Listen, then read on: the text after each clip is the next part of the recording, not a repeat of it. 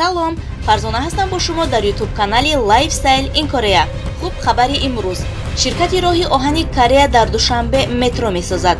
Вазорати нақлиёти Тоҷикистон дар сомонаи расмияш хабар дод ки санаи 14 марти соли 2022 дар ин вазорат маросими имзои ёддошти тафоҳум байни Вазорати нақлиёти Ҷумҳурии Тоҷикистон ва Ширкати миллии роҳи оҳани Корея оид ба сохтмони метро дар шаҳри Душанбе баргузор гардид.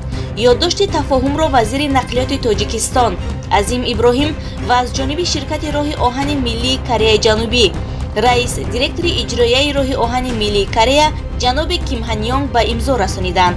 Бунёди метро дар Душанбе яке аз ваъдаҳои пеш аз интихоботии номзад ба президентӣ Абдуҳалим Ғафоров дар интихоботи президентии соли 2020 буд ва ӯ чунин қайд карда буд: чун аҳолии пойтахт аз 1 миллион нафар убур кардааст, яъне зиёд шудааст, бояд дар Душанбе метро сохта шавад.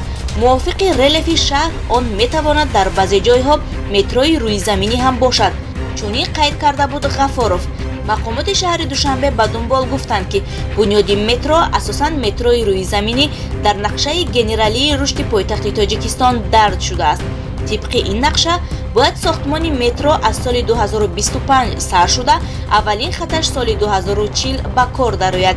интизор меравад ки хати якуми метрои Душанбе аз рӯи замин аз назди дарвозаи ҷанубии пойтахт роҳи тарафи вилояти Хатлон мавзеи автоцентр то ба маҳаллаи Гулистон цирк кашида шавад.